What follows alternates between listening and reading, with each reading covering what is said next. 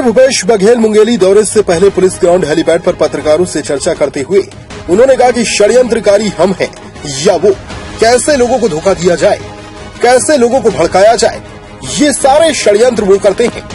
15 लाख रुपए का झांसे में लाए वोट ले लेते हैं, आज तक किसी को नहीं लौटाए। षड्यंत्र करके हमारे नेताओं को झीलम घाटी में मार डाले, जांच भी करने नहीं देते।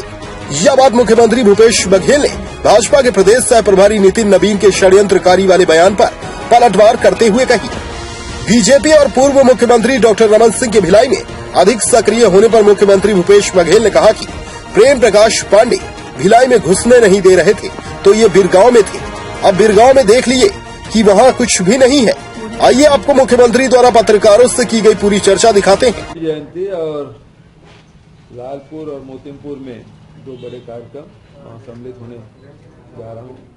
बाबा जी के संदेश मन के एक समान का संदेश उन्होंने दिया, मानवता का संदेश उनका रहा और सत्य के ही ईश्वर माना है उन्होंने।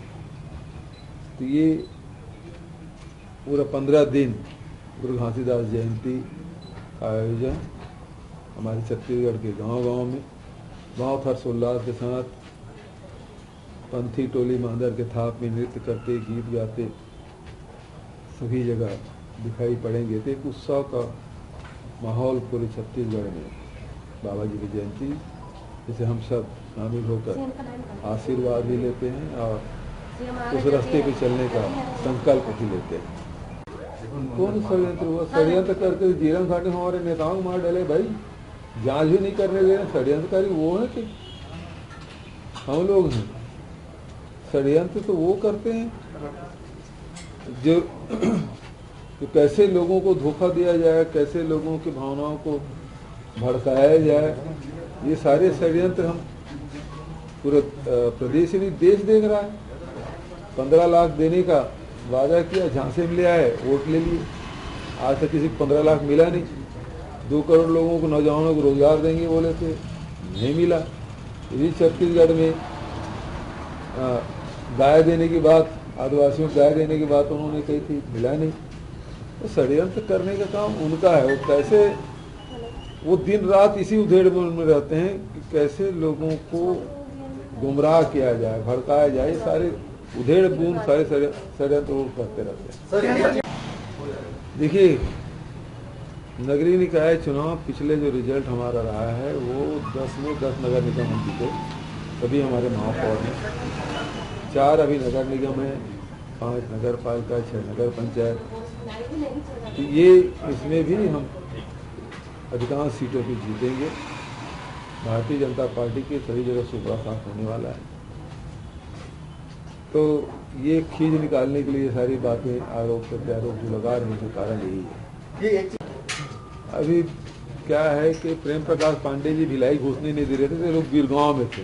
रमन सिंह रोज जाते थे वहाँ। अब वो भिलाई बिरगांव में देख लिए कि वहाँ कुछ भी नहीं है। अब थोड़ा सा रास्ता खोले होंगे सरोज पांडे और ये प्रेम प्रकाश पांडे जी, तो भिलाई जा रहे हैं। इनका होना जाना कुछ नहीं, क्योंकि ये लगातार लोगों को ठगने का काम किए। तो इस पे रमन सिंह जी को विश्वास पहले खो चुके हैं, उनके भरोसे कुछ होना नहीं। सरकारी योजना है। देखिए, सीधी बात ये है कि ये सारी योजनाओं में पहले 70% अनुदान मिलता था, 90-10 का रहता था, 75-25 का रेशो रहता था।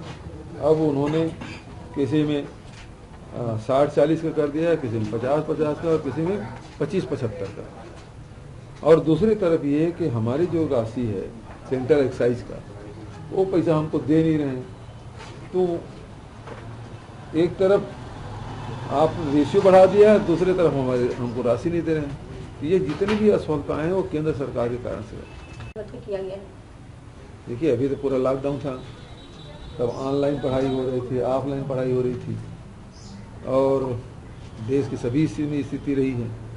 अब जब स्कूल खुले हैं, पढ़ाई होगी, तो एक वातावरण बनेगा, तो निश्चित रूप से असर आएगा। हम लोग पूरा कोशिश कर रहे हैं कि शिक्षा के स्तर में सुधार हो। अब रमन बृजमोहन को भी अब कोई सूझ नहीं रहा है। वो चूंकि उस समझ गए हैं भिलाई चरौदा की जिम्मेदारी दी गई थी और इस समय वो बुरी तरह परास्त होने वाले हैं, तो खींच निकालने का काम अभी शुरू हो गया।